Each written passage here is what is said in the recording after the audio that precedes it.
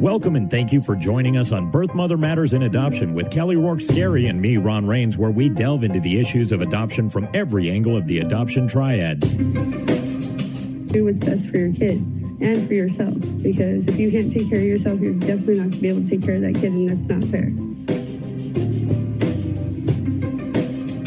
And I know that my daughter will be well taken care of with them. Don't have an abortion. Give this child a chance. All I could think about was needing to save my son. My name is Kelly Rourke-Scary. I'm the Executive Director, President, and co-founder of Building Arizona Families Adoption Agency, the Donna K. Evans Foundation, and creator of the You Before Me campaign. I have a bachelor's degree in family studies and human development and a master's degree in education with an emphasis in school counseling. I was adopted at the age of 3 days, born to a teen birth mother, raised in a closed adoption, and reunited with my birth mother in 2007. I have worked in the adoption field for over 15 years. And I'm Ron Rains. I've worked in radio since 1999. I was the co-host of 2 successful morning shows in Prescott, Arizona. Now I work for my wife, who's an adoption attorney, and I'm able to combine these 2 great passions and share them on this podcast. If you enjoy this podcast, make sure to rate and review us on whatever platform you use to listen to us, and follow us on Facebook, Instagram, and Twitter.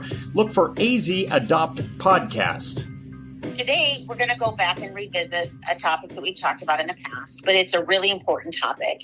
And we've seen some new situations personally with our agency, and I really want to, get the word out there, hopefully, so that we can, as an adoption community, as a society, really eliminate this situation from happening as much as possible. And the more we as a society know about something, the more that we can do something about it and spread awareness. So today we're going to be talking about scams. Unfortunately, in the adoption world, there are times where a birth mother does scam the adoptive family, the adoption agency, because she's looking for funding for herself. And, it can range from a birth mother faking that she was pregnant all the way to working with multiple agencies or attorneys, to a birth mother working directly with just one agency, one family, and never having the intention to place her baby for adoption while leading the agency and the family along the way. So I wanted to focus on this today because I have gotten word that across the United States, agencies and attorneys have seen kind of an uptick in some of the adoption scams that are going on. So what I thought we would do is collectively kind of put out there what some of the latest ones are so that we can be more mindful of what's really going on out there. Because again, knowledge is power, and the way that we can disseminate this information is to educate others on what's really going on. That's so important. So I want to talk about some of the latest birth mother adoption scams that we have heard about out of the community. We have experienced. Again, we can't talk about particulars because we don't want to violate anybody's confidence or share anybody's story without their permission. Right. So we're going to speak in vague generalities, but I want our listeners to hear what are the latest scams that we have seen or that we have heard about through other close adoption entities. One of the ones that has made its way around, I haven't seen this one in a few years to this degree, but is where they are coming in with somebody else's urine who is pregnant. Okay. And when they go to the restroom to take the pregnancy test, they come out and they have the positive pregnancy test. Now, this, with our agency, this would be flagged long before an adoptive family would come into play, because we also mandate an ultrasound within the first week. So immediately, this scam, we catch on very quickly. We have seen this, like I said, it seems to come in clusters. Like maybe we'll have a few intakes that we're concerned about, and then we have them get the ultrasounds, and then we exit them from the program, obviously, or if they're not pregnant, and go forward from there. So we have seen this, but this is not one with our agency specifically that would ever impact an adoptive family, because again, we do all of our due diligence on the front end making sure she's pregnant. She has an ultrasound. We can confirm that there's a viable baby at that time. So that is one that I have seen kind of come around again the pike. So we are on alerts for that. Another one that I haven't seen in a while, and through the grapevine, I've been seeing this more and more, where a birth mother will be working with an agency and a family, and then right around the time that she's supposed to deliver, she will fall off the grid, meaning she ghosts. She goes MIA. And, that's where we as adoption social workers have to try to locate her. There are things that birth mothers can do in the hospital to make sure that they are not found. And I don't really want to say those out loud because, again, I don't want somebody who is wanting to scam listen to this podcast and pick up on some of it, because some of these are challenging. There are things that can be done at the hospital to make it very difficult for us to know whether or not a birth mother is actually at the hospital. Even if you have release of informations and so forth, there are things that can be done that can make it very complicated to find out where a birth mother is and what's going on with her situation. And so that is one, like I said, that has kind of risen. And I think it's important that we're addressing these in this podcast today, because when COVID hit, we definitely saw this big decrease across the country with birth mothers, and they're wanting to place their baby for adoption. We all attributed it to the increase in social services and the monies as being dispersed by the government. However, that has since started to fade away some. And so we are seeing the uprise again in birth mothers. And unfortunately, with that uprise, we are also seeing women that are not doing it for the best of reasons. And they have an ulterior motive. It sounds like it's more cyclical than evolving.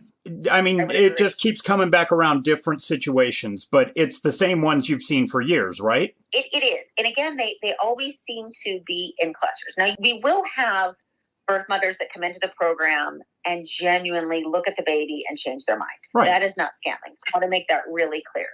Somebody could come in with the very best of intentions, but that's pretty obvious because, again, they're not trying to hide themselves at the hospital. They are, talking with their adoption entity. They're reaching out.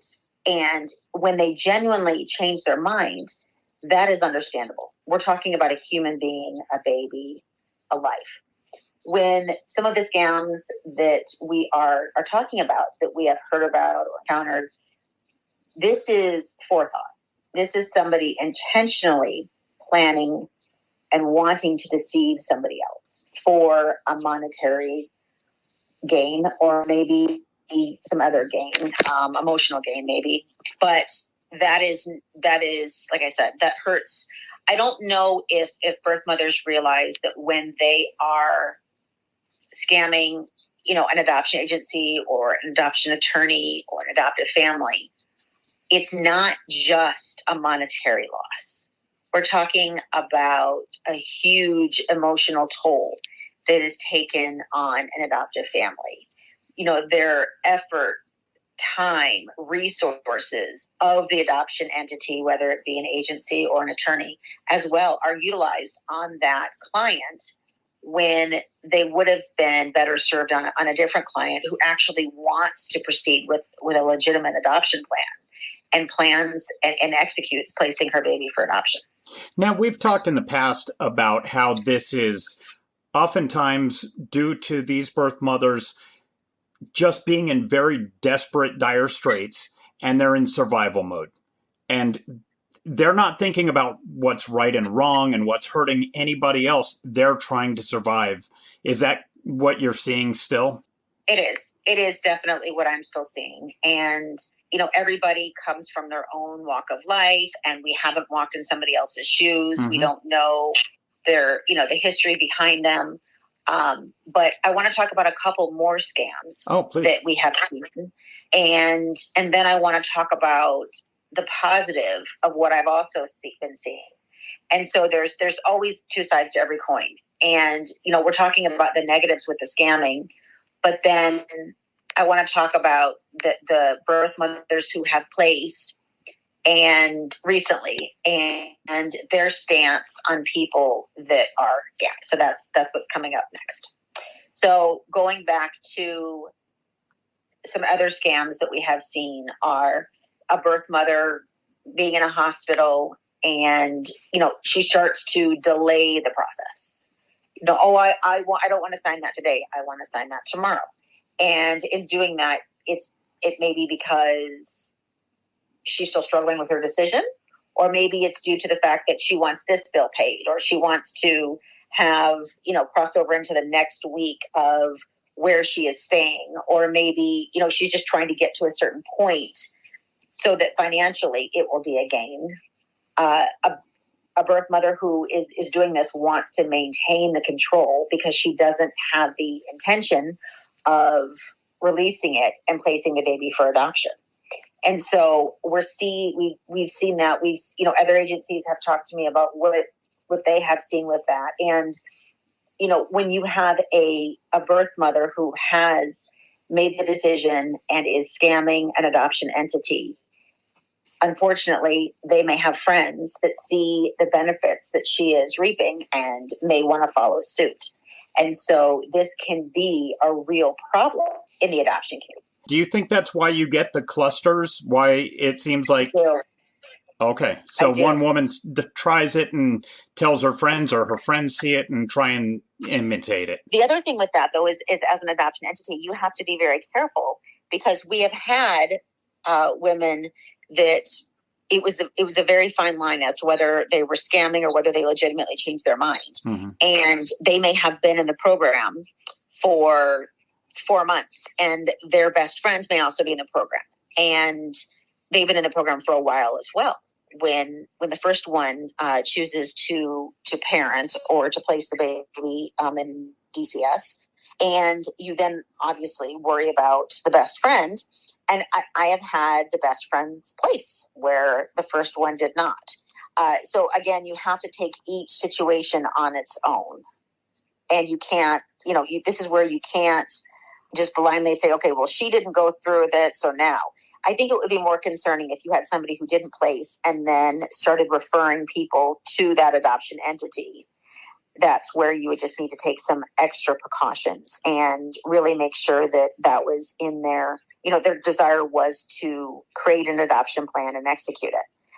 And again, that is the goal of every adoption entity, is to help women who want to place their baby for adoption do so, and assist them with services throughout the process. Unfortunately, there are people out there who do take advantage of the system.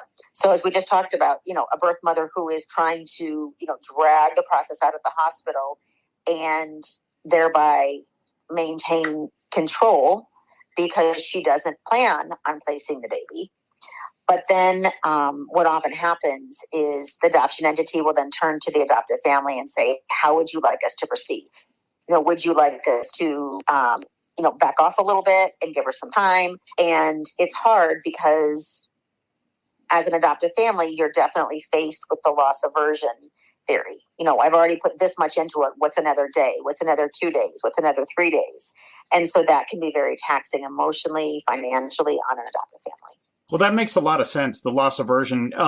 Now, what can you as an agency do to, as much as possible, mitigate these instances of scams? Well, with the hospital situations, we as an agency, and I can only speak for our agency, have quite a few relationships with the hospital social workers in the hospitals. And so when the hospital social worker, when we have to alert them that there is an issue with a pending adoption, they will often go in as an independent and talk with them and see where they're going. And that will help guide us as to, does she want us to legitimately back off for a while and give her some time? Or is she, walking into a hospital and not telling anybody that she's doing an adoption? And when the social worker comes in to speak with her, she acts surprised, like she doesn't know what she's talking about, and so forth. When I had spoken earlier about a birth mother that goes into a hospital and, tries to hide her identity there, or the fact that she is at that hospital. When you have a mom that is working with a doctor's office the whole time, and then at the end, due to no fault of her own, goes to a different hospital because the ambulance takes her, that's one thing. But when you have a mom that is, planning on going to hospital X and then winds up clear across the valley in hospital C, then that's cause for concern. And there is no end to the empathy and heartache that we as an agency have to walk these adoptive families through. There's no easy words. There's no easy answers. It's so hard. And we know that it's so hard. And as we've talked about in other podcasts, talking to the adoptive family and trying to give them as much information is, I really feel like, one of the best things that we can do, because people want answers. When you've been wronged, when you've been violated, when you've, had something taken from you, you want answers. You want to know why. Why did this happen? Why did you do this to me? And without those answers, many people can't find closure. And without closure, they can't find peace. What stage of the adoption process do more of these women come in? Do they come in early, the ones that are planning on scamming, or are they later into their adoption or into their pregnancy?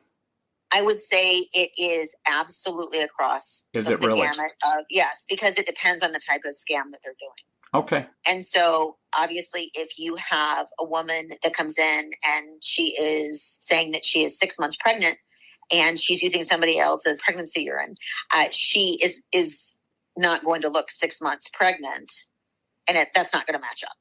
So that wouldn't be a scam somebody further along would use.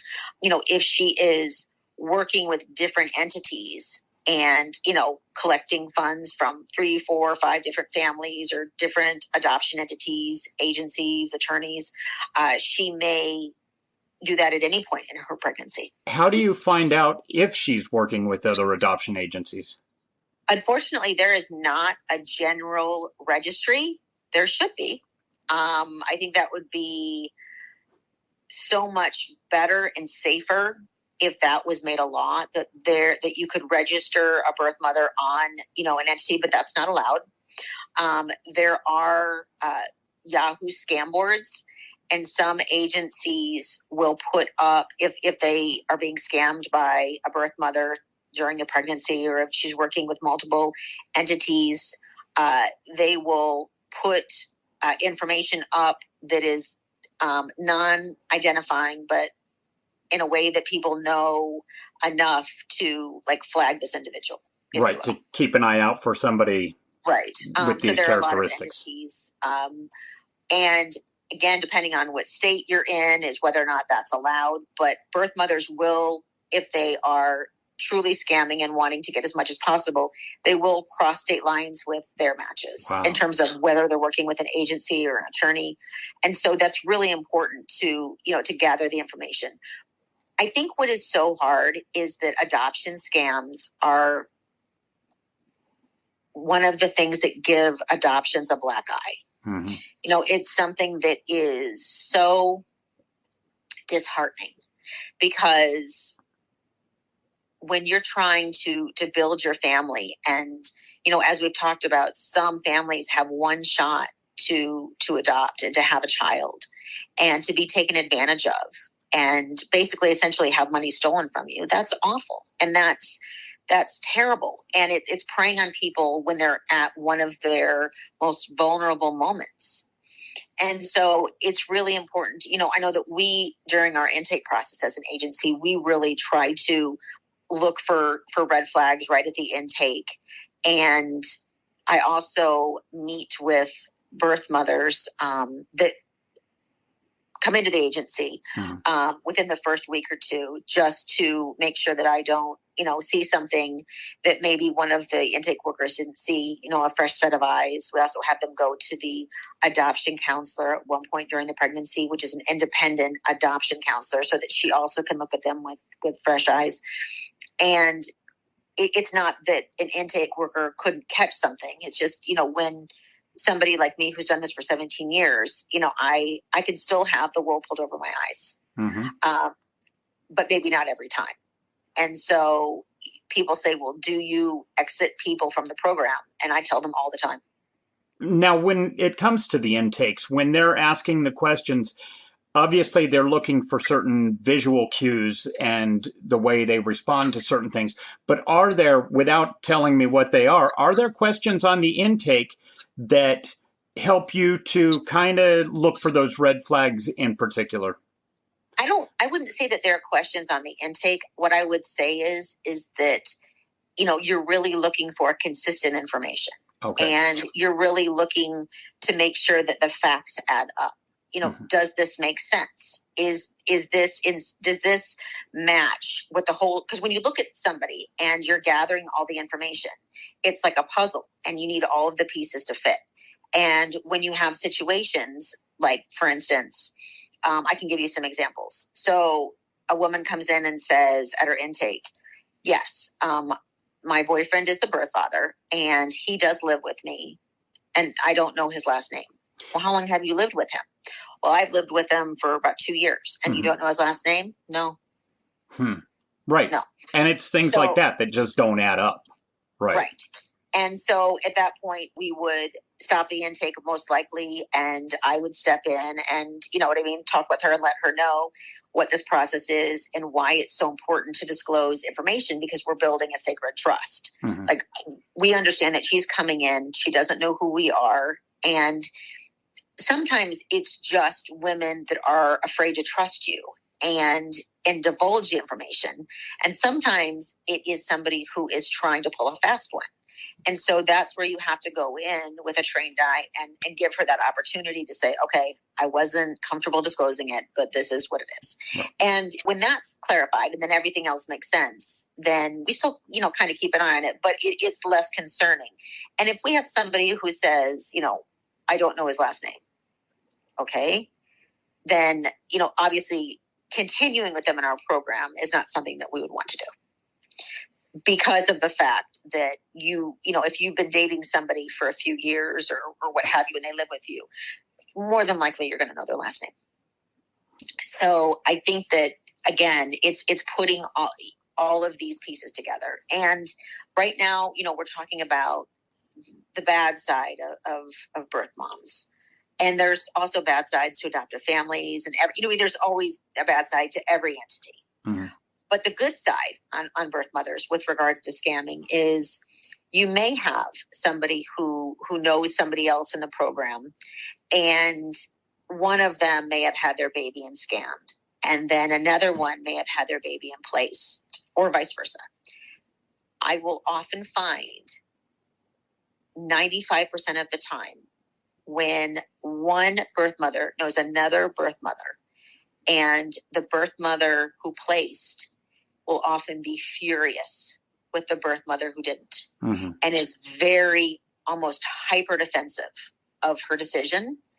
And it really messes with them because they see the love that the adoptive family showers on the baby. And they can only imagine how devastated that family would have been had they not placed the baby for adoption. And so it is so refreshing, I think is the right word, to talk with, obviously we can't disclose to another birth mother whether or not somebody else is placed, because that's confidential information. Mm-hmm. And they know that. They know that we won't discuss somebody else. But when they come in and they say, I know this happened, and we just listen, and it's because you can't confirm or deny anything. And so listening to it's like I said, it's like a breath of fresh air, because those that have become part of the adoption triad, whether it's the adoptive family or the birth mother or the adoptee, you become part of this club per se, and you are fiercely defensive of it and protective of it. And you don't want somebody that is intentionally trying to harm a member of that triad. You have a birth mother that you may have wondered, is she going to place? Is she going to place? And she places, and then her friend doesn't place. And you watch that birth mother bloom. And when she takes a stand for her adoption choice, it is literally the same as watching a flower bloom. If you're pregnant and considering adoption, we are here for you and understand what you're going through. We've helped hundreds of women place their babies for adoption, and we want to help you as well. We have a pregnancy crisis hotline available 24/7 by phone or text at 623-695-4112, or you can reach us on our toll-free number at 1-800-340-9665. We can make an immediate appointment with you to get you to a safe place, provide food and clothing, and help you get started on creating an Arizona adoption plan, or just give you more information. Check out our blogs on our website at azpregnancyhelp.com and follow us on Facebook, Instagram, and Twitter by looking for AZ Adopt Podcast. If you enjoy this podcast, make sure to rate and review us on whatever platform you use to listen to us. Birthmother Matters in Adoption was written and produced by Kelly Rourke-Scary and edited by me. Thanks go out to Grapes for letting us use their song I Don't Know as our theme song. Join us next time on Birthmother Matters in Adoption. For Kelly Rourke-Scary, I'm Ron Raines, and we'll see you then.